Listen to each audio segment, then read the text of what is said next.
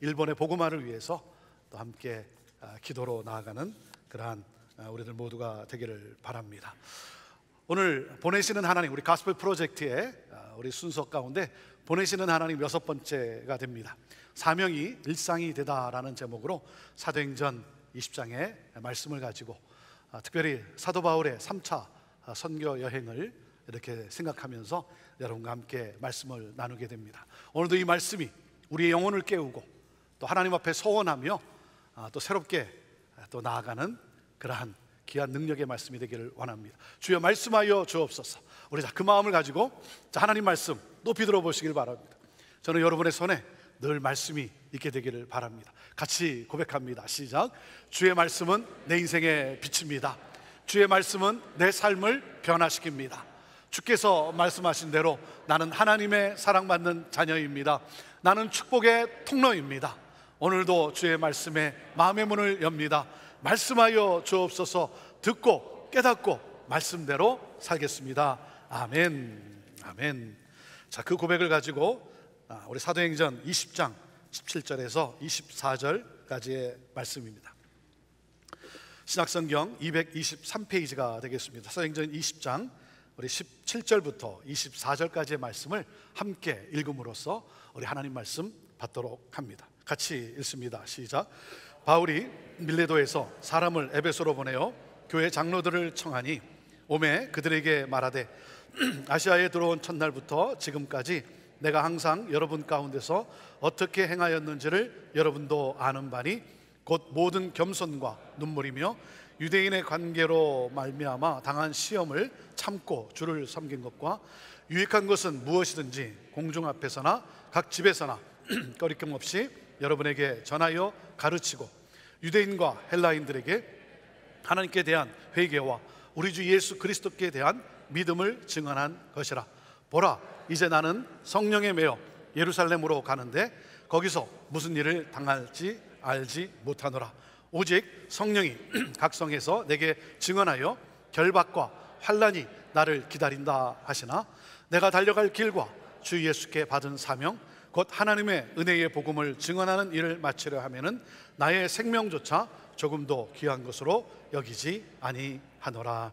아멘. 제가 형제교회 부임하여 이렇게 목회할 수 있도록 제게 가장 큰 영향을 주신 분은 한국 온누리교회의 고 하용조 목사님이십니다. 지난 8월 2일 월요일이 하용조 목사님이 소천되신 지 10년이 되는 날이었습니다. 하 목사님의 10주기 추모 예배에 꼭 참석하고 싶었는데 코로나 팬데믹으로 인해서 그 자리에 함께 할 수 없어 아쉬움이 컸습니다. 하 목사님은 예수님이 말씀하신 사도행전적 교회를 세우고자 마지막 순간까지 온 힘을 쏟아 부었어요. 자신의 모든 힘을 다 쏟아 부었어요. 그리고 예수 그리스도의 복음이 땅끝까지 전해지는 것을 위해 선교의 목숨을 거신 분이에요. 지금도 하 목사님의 나는 선교의 목숨을 걸었습니다 라고 하는 고백이 제 마음에 울림으로 남아 있습니다.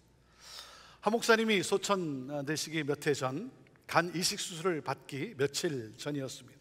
제가 선교지를 방문하고 한국에 들려 하 목사님께 문안드리러 갔습니다. 하 목사님께서 저에게 이렇게 묻는 거예요. 권 목사, 내가 왜 수술을 받으려 하는지 알아? 왜요? 오래 살고 싶어서가 아니야. 오래 살고 싶어서가 아니야. 좀 더 복음을 전하고 하나님께 가고 싶어서 그래. 나를 부르는 곳, 나를 필요로 하는 곳이 많은데 그곳에 가서 좀 더 복음을 전하고 가고 싶어. 그 당시 하 목사님은 일주일에 신장 투석을 3번씩 받아야 했기 때문에 원하시는 곳에, 가고 싶은 곳에 가실 수가 없는 거예요. 그래서 다만 몇 년이라도 주님을 위하여 마음껏 다니며 복음을 전하고 싶다는 거예요. 이것이 하 목사님의 열정이었어요. 하 목사님은 늘 나의 나된 것이 하나님의 은혜라고 고백하시면서 이 은혜의 복음을 전하는 것을 자신의 생명보다 중요하게 여기셨어요. 오늘 본문에 바울이 이렇게 고백을 합니다. 사도행전 20장 24절에 내가 달려갈 길과 주 예수께 받은 사명 곧 하나님의 은혜의 복음을 증언하는 일을 마치려 하면은 나의 생명조차 조금도 귀한 것으로 여기지 아니하노라.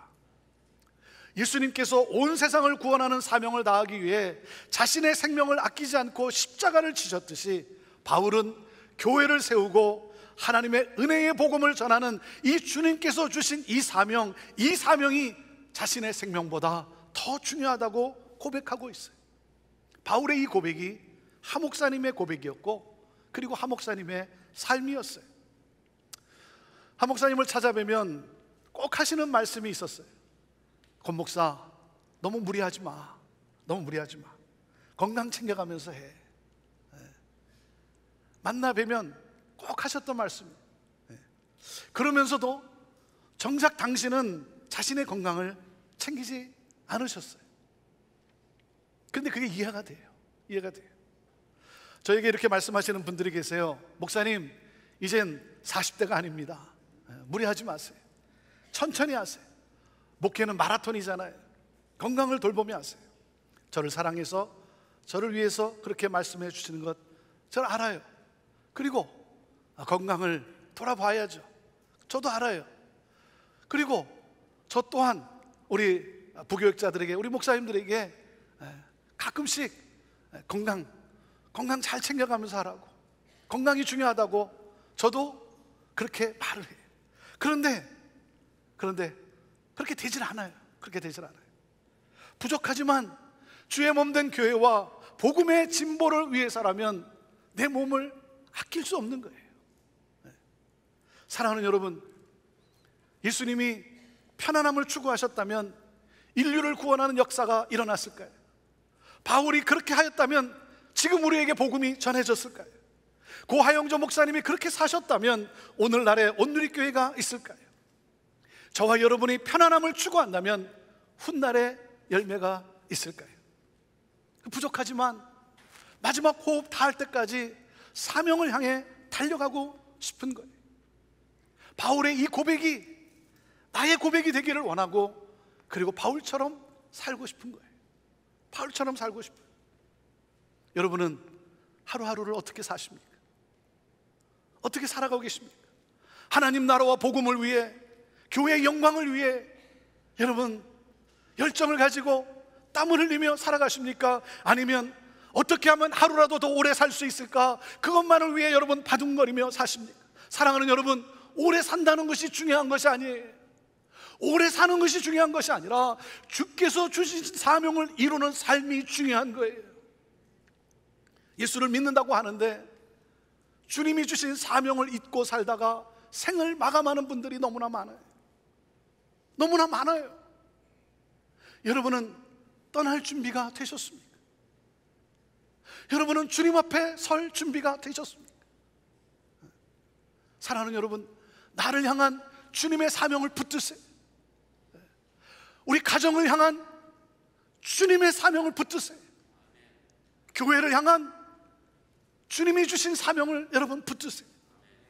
우리 형제교회가 오늘 여기까지 올 수 있었던 것도 사명에 헌신했기 때문이잖아요. 하나님의 나라가 이 땅에 실현되는 예수 공동체를 이루는 것, 그러므로 땅끝까지 복음을 증거함으로 구원받는 자가 날마다 더해지는 하나님 나라가 확장되어지는 것. 사랑하는 여러분, 복음이 여러분 안에 있습니까? 복음이 여러분 안에 있습니까? 그렇다면 여러분 가야 합니다. 여러분 가야 합니다. 어디든 가서 복음을 전해야 합니다. 그곳이 쉬운 곳이냐 어려운 곳이냐 하는 것이 아니에요. 여러분, 세상은 사명이 없는 다수가 아니라 사명이 있는 소수에 의해 변화되는 거예요. 하나님이 주신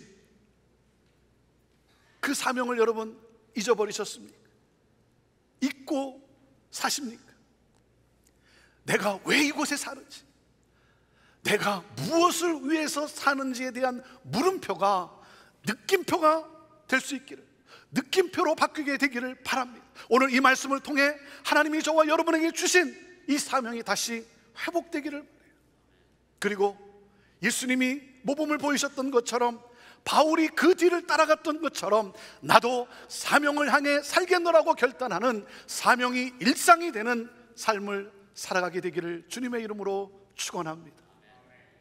사명을 향한 삶은 너무나 영광스러운 삶이에요. 사명이 있는 삶은 행복한 삶이에요. 하지만 문제가 무엇입니까? 나로 사명을 포기하도록 집요하게 공격하고 우울하게 만들고 평강과 행복을 빼앗아가는, 나를 무너뜨리고자 하는 저주의 세력이 있다는 거예요. 여러분, 하나님의 뜻이라고 만사형통한 것이 아닙니다. 하나님이 원하시는 일에 순종하면 고난이 없다는 것은 거짓말이에요. 하나님의 일을 하다 보면 어려움에 직면할 때가 종종 있어요. 반대하는 사람은 항상 있어요. 여러분, 직장에서 나를 싫어하는 사람이 한 사람만 있어도 얼마나 힘듭니까? 견디기 힘들게 하고 지치게 합니다. 그런가 하면 상황이 어려워서 실망하거나 낙심하기도 합니다. 바울의 삶에는 늘 박해와 위험이 도사리고 있었어요. 그럼에도 불구하고 그는 사명을 포기하지 않았어요. 멈추지 않았어요. 그 모습을 19절에서 이렇게 설명해 주고 있습니다. 19절 같이 읽어볼까요? 시작. 곧 모든 겸손과 눈물이며 유대인의 관계로 말미암아 당한 시험을 참고 주를 섬긴 것과. 바울은 겸손과 눈물로 교회를 섬겼다고 고백을 합니다. 성도를 위해, 복음을 위해 자기 권리와 영광을 포기했어요. 그리고 비방하는 자들로부터 당하는 이 시험과 고통과 조롱을 참았다는 거예요. 저도 훗날 이렇게 간증할 수 있으면 좋겠어요. 바울과 같이 이렇게 간증할 수 있으면 좋겠어요. 사랑하는 여러분, 바울이 낙심하지 않고 포기하지 않고 사명을 향해 갈 수 있었던 힘은 어디서 나온 것일까요? 오늘 그 내용을 여러분과 함께 나눕니다. 첫째, 바울은 성령의 인도하심을 확신했기 때문이에요. 같이 읽어볼까요? 첫째, 시작. 바울은 성령의 인도하심을 확신했기 때문입니다. 자, 20장 22절에서 23절을 다시 읽어봅시다. 시작. 보라, 이제 나는 성령에 매여 예루살렘으로 가는데 거기서 무슨 일을 당할는지 알지 못하노라. 오직 성령이 각 성에서 내게 증언하여 결박과 환난이 나를 기다린다 하시나. 사도 바울이 이렇게 고백을 합니다. 나는 성령에 매여 예루살렘으로 간다는 거예요. 여러분, 성령에 매였다는 말은 내가 나의 삶의 방향이 아니라는 거예요. 바울은 자신의 뜻대로 움직이는 사람이 아니었어요. 철저하게 기도하며 하나님의 뜻을 발견하고 성령의 인도하심을 따라 움직이는 사람이었어요. 성령의 음성이 들려왔어요. 기도하는 가운데 성령의 음성이 들려왔어요. 예루살렘으로 가라는 거예요. 예루살렘으로 가라는 거예요. 성령께서 예루살렘으로 가라고 하세요. 그런데 여러분, 또 다른 음성이, 두 번째 음성이 들려와요. 뭐예요? 그 길은 꽃길이 아니라는 거예요. 예루살렘에서 고난을 받게 될 것을 예고하셨어요. 이 명령을 거부하고 예루살렘으로 올라가지 않으면 고난을 피할 수 있어요. 하지만 바울은 순종합니다. 왜요? 성령의 부르심이 분명하기 때문에. 주님이 나를 그곳으로 보내심을 확신했기 때문이에요. 사랑하는 여러분, 여러분은 나의 음성을 듣습니까? 성령의 음성을 듣습니까? 여러분은 결정하는 데 있어서 나의 음성을 따라, 나의 생각을 따라 여러분은 결정하십니까? 성령의 음성을 따라, 하나님의 인도하심을 따라, 하나님의 뜻을 따라 여러분 결정하십니까? 사랑하는 여러분, 성령의 음성을 들어야 돼요. 성령의 음성을 들어야 돼요. 성령의 음성을 듣는 여러분 기도에 씨름이 있어야 되는 거예요. 왜 많은 신앙인들이 흔들립니까? 왜 많은 신앙인들이 무기력하게 삽니까? 그것은 바로 보내심을 받았다는 확신이 없기 때문이에요. 사랑하는 여러분, 왜 나를 이곳에 살게 하셨을까요? 왜 하나님이 나를 이곳에 살게 하셨을까요? 하나님이 나를 이곳에 보내신 거예요. 저와 여러분은 이곳에 보냄을 받은 I'm a missionary 선교사예요. 성령께서 나를 보내셨어요. 여러분, 아멘입니까? 아멘입니까? 제가 형제교회 부임할 때 제게는 이런 확신이 있었어요. 하나님이 나를 이곳에 보내셨다. 하나님이 나를 이곳에 보내셨다. 여러분, 하나님이 나를 이곳에 보내셨다고 해서 어려움이 없을까요? 힘들지 않을까요? 그렇지 않죠. 그렇지 않죠. 하지만 하나님이 나를 이곳에 보내셨다는 확신이 있기 때문에 고난을 고난으로 여기지 않는 거예요. 고난을 오히려 성취할 사명으로 여기는 거예요. 며칠 전 오래된 기성교회에 부임하신 한 목사님이 저에게 전화를 주셨어요. 그분은 그 오래된 전통교회에 부임하기 전에 제가 쓴 우리 교회 이보다 더 좋을 수 있다는 책을 읽으면서 기성교회도 변해서 부흥할 수 있다는 그 내용에 많은 도전을 받았대요. 그 목사님이 그 교회 사역을 하는 가운데 제 생각이 그렇게 많이 나더래요. 제 생각이 그렇게 많이 나더래요. 그러면서 저에게 전화를 준 거예요. 그러면서 뭐라 그러냐면, 목사님 얼마나 힘드셨어요? 목사님 얼마나 힘드세요? 기성교회가 변해서 부흥한다는 게 그 쉬운 일이 아니죠. 힘들죠. 제 생각이 많이 나더래요. 목사님 얼마나 힘드셨어요? 사랑하는 여러분, 하나님이 나를 보내셨다고 해서 고난이 면제되는 것은 아니에요. 어려움도 있어요. 여러분, 눈물을 흘릴 때도 있어요. 고통의 그 시간들이 또 있어요. 하지만 여러분, 갑니다. 알면서도 갑니다. 왜요? 하나님이 나를 그곳에 보내셨기 때문에. 그리고 뭐예요? 하나님이 나를 그곳에 보내셨기 때문에 고난이 또 있지만, 그러나 고난과 비교할 수 없는 하나님의 영광이 나를 기다리고 있다고 믿기 때문에 가는 거예요. 성령의 보내심과 인도하심을 확신할 때 우리는 사명을 포기하지 않습니다.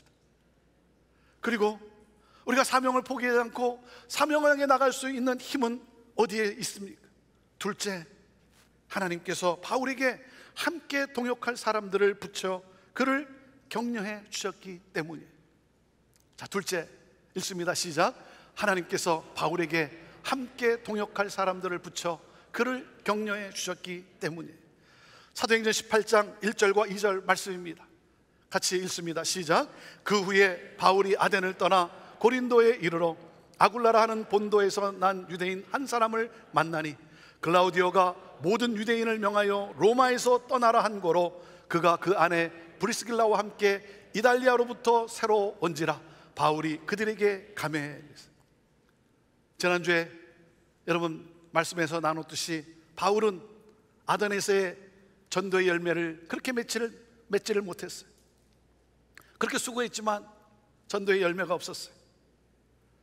열매를 맺지 못한 채 그곳을 떠나 그가 고린도에 도착을 합니다. 그의 심신이 지쳐 있어요. 그런 바울이 이 고린도에서 아굴라와 브리스길라라고 하는 동역자를 만나게 됩니다. 이 부부는 어떻게 여기 고린도에 와 살고 있습니까? 성령이 뭐라고 증언하고 있어요. 이 부부는 로마의 글라우디오 황제의 유대인 추방령에 의해 쫓겨나서, 로마를 쫓겨나서 고린도로 이주한 부부예요. 여러분, 이들과의 만남이 우연이 아니라 하나님의 섭리였음을 암시해주고 있는 거예요. 하나님은 바울을 고린도에 홀로 두지 않으시고 아굴라와 브리스길라 부부를 이미 예비해 놓으시고 만나게 하신 거예요. 이 부부는 지쳐있는 바울에게 하나님이 보내주신 아주 귀한 선물이자 마음을 시원케 하는 냉수와도 같은 사람들이었어요. 저는 동역이라고 하는 이 단어를 생각하면 늘 떠오르는 분이 있어요. 오래전 우리 교회가 두바이와 연이어 카자흐스탄에서 아버지 학교 사역을 할 때였습니다.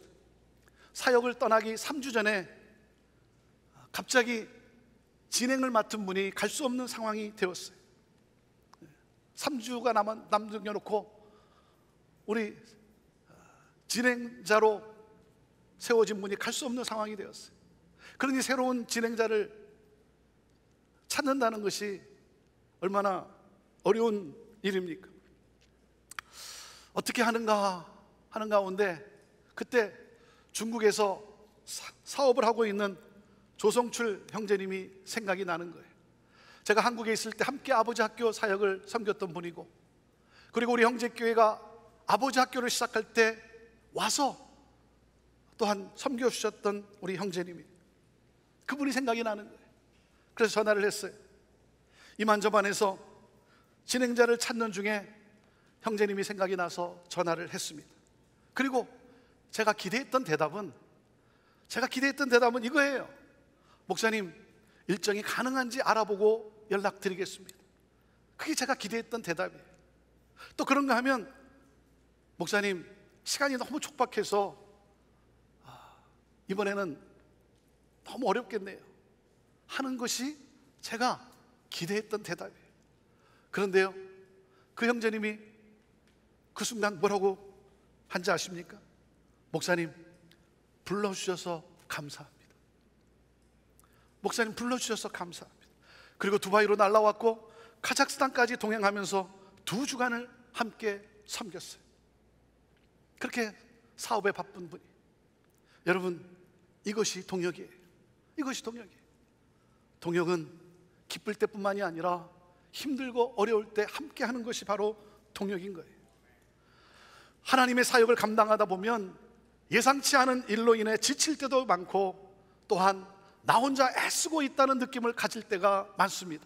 하지만 여러분, 하나님은 가장 적절한 때에 기대하지 못했던 가장 좋은 동역자를 붙여주세요.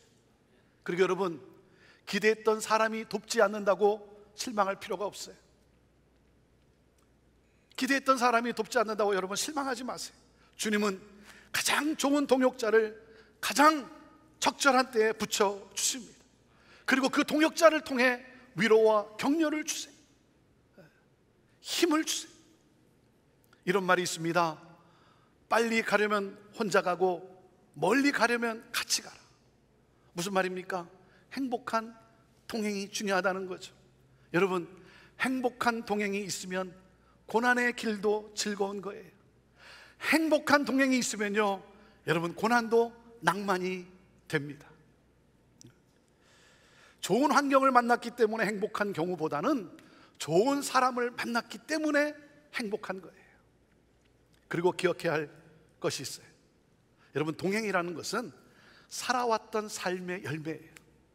살아왔던 나의 삶의 작품이에요.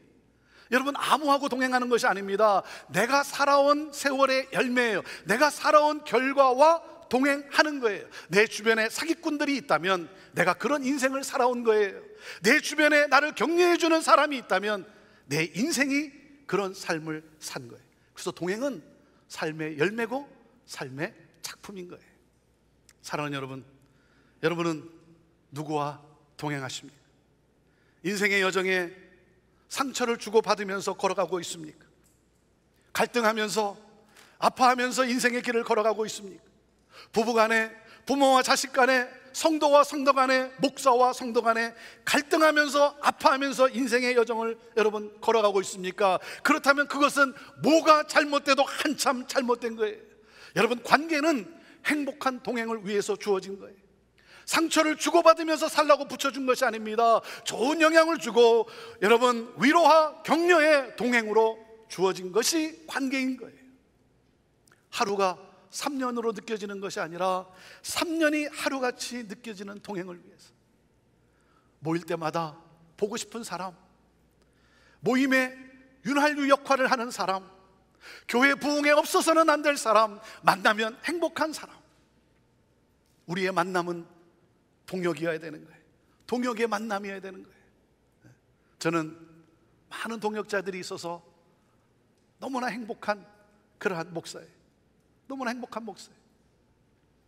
오늘도 이 예배를 드리지만, 매주 예배를 드리지만, 여러분, 오늘도 이 예배를 위해서 주차장에서 수고하는 우리 봉사자들, 부엌에서 친교를 위해 땀 흘리는 우리 봉사자들, 안내와 음향과 영상과 찬양으로 함께하는, 섬기는 우리 봉사자들, 또 그런가 하면 중보기도로 섬기는 우리 성도들, 그리고 교회의 부흥을 위해 서로를 격려하며 함께하는 우리 장로님들과 우리 리더들, 늘 생각할 때마다 너무나 감사하고 너무나 행복한 거예요. 하나님의 은혜가 너무나 크고 놀라운 거예요. 사랑하는 여러분, 좋은 동역자를 만날 수 있도록 기도하세요.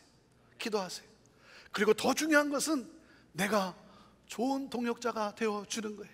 이것을 위해 기도하세요. 좋은 동역자를 만나는 것도 중요하지만 내가 좋은 동역자가 되어주는 거예요. 여러분은 동역자입니까? 여러분은 동역자의 삶을 살고 계십니까? 사랑하는 여러분, 내 주변에 나의 동역자들이 있지 않습니까? 하나님이 허락해 주신 우리 동역자들을 서로 귀하게 여기고 그리고 더 많이 사랑하며 축복하며 살아갑시다. 바울이 낙심하거나 좌절하지 않고 끝까지 사명의 길을 갈 수 있었던 것은 좋은 동역자들의 격려가 있었기 때문인 거예요. 자, 그리고 셋째, 주님의 말씀이 내 안에 역사하였기 때문이에요. 하나님의 말씀이 내 안에 역사했기 때문이에요. 같이 읽어보시죠. 셋째, 시작. 주님의 말씀이 내 안에 역사하였기 때문입니다.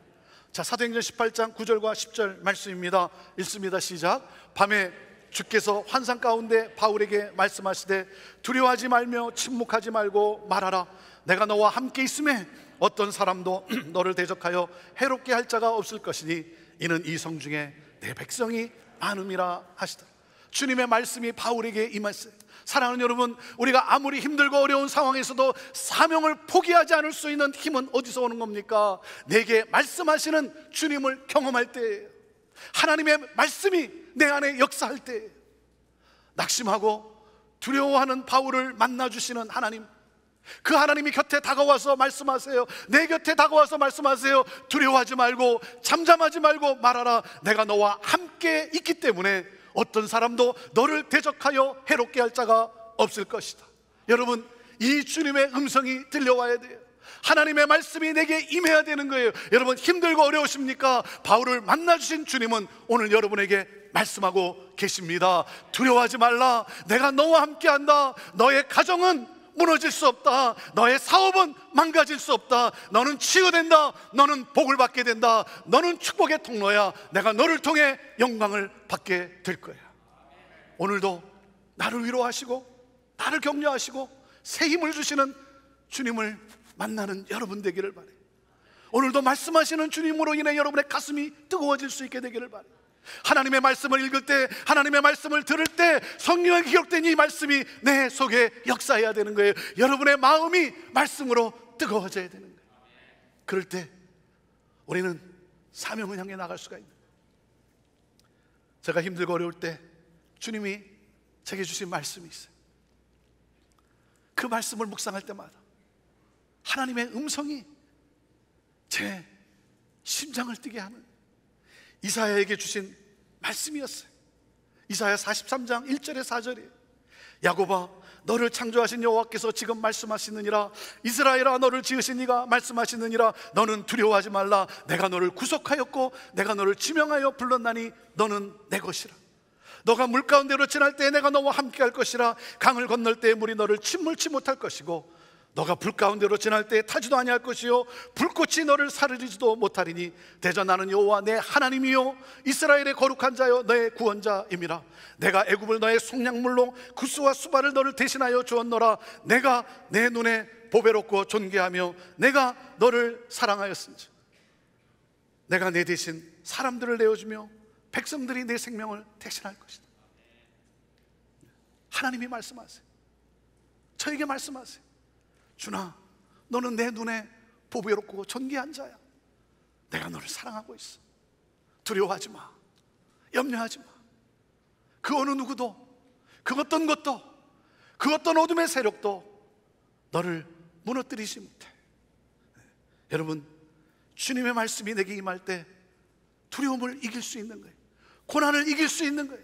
사명을 향해 살아갈 수 있는 거예요. 그렇기 때문에 여러분, 말씀을 펼치세요. 여러분, 말씀으로 역사하시는 하나님의 음성을 들으세요. 사랑하는 여러분, 이 하루를 살아가면서 오늘 내가 어떤 일을 당할지 모르는 여러분, 연약하고 불확실한 이러한 상황 속에서 사랑하는 여러분, 하나님의 음성을 들어야죠. 하나님의 말씀을 들어야죠. 여러분, 말씀을 펼치세요. 오늘 내게 주시는 하나님의 말씀, 그 말씀으로 때로 우리는 견디고 그 말씀으로 우리는 힘을 얻고 하나님이 주신 생명과 함께 사명을 향해 우리가 전진하는 것 아니겠습니까? 하나님은 저와 여러분에게 사명을 주셨어요. 사명을 주셨어요. 아니, 내가 무엇이 간대? 내가 무엇이 간대? 나를 택하시고 나를 부르시고 그리고 나에게 사명을 주셨어요. 여러분, 그리고 생명을 주시며 사명을 주신 거예요. 저와 여러분은 사명이 맞춰지기 전까지는 죽지 않습니다. 여러분, 백신을 맞았기 때문에 죽지 않는 것이 아니라 사명이 남아있는 한 죽지 않아요. 여러분, 사명이 닿으면 하나님이 데려가세요. 하나님의 사람은 사명으로 삽니다. 두려워하지 마세요. 하나님은 천국 복음이 모든 민족에게 증거되기 위하여 저와 여러분을 부르셨어요. 그리고 이 사명을 이룰 수 있도록 좋은 동역자들을 붙여주세요. 그리고 능력으로 역사하세요. 하나님의 나라를 이 땅에 실현하며 하나님의 복음의 은혜의 복음을 땅끝까지 전함으로 말미암아 믿는 자가 날마다 더해지는 하나님의 나라를 확장하는 것. 사랑하는 여러분, 사명이 일상이 되고 일상이 사명이 되는 삶을 살아가시기를 주님의 이름으로 축원합니다. 우리 마지막으로 사도 바울의 이 고백을 우리 함께 읽으면서 이 고백이 하나님 앞에 드리는 저와 여러분의 고백이 되기를 원해요. 이 고백이 하나님 앞에 드리는 소원이 되기를 바라요. 하나님, 나 이렇게 살겠어요. 하나님, 나 이렇게 살겠어요. 주님, 나를 붙들어 주세요. 나를 받아주세요. 나를 사용해 주세요. 그 마음을 가지고 우리 함께 같이 읽겠습니다. 같이 읽습니다. 시작. 내가 달려갈 길과 주 예수께 받은 사명 곧 하나님의 은혜의 복음을 증언하는 일을 마치려 하면은 나의 생명조차 조금도 귀한 것으로 여기지 아니하노라. 하나님, 이것이 나의 고백입니다. 하나님, 이것이 바로 우리의 소원입니다. 하나님, 이렇게 살기를 원합니다. 이렇게 살겠습니다. 하나님이 주신 사명, 나에게 주신 이 놀라운 사명, 이 놀라운 이 은혜의 복음, 이 은혜의 복음이 증거되는 일, 나를 통해 복음이 전해지는 이 일, 하나님, 이 사명을 위해 살겠습니다. 주여, 나를 받아주시고 나를 그렇게 사용하여 주옵소서.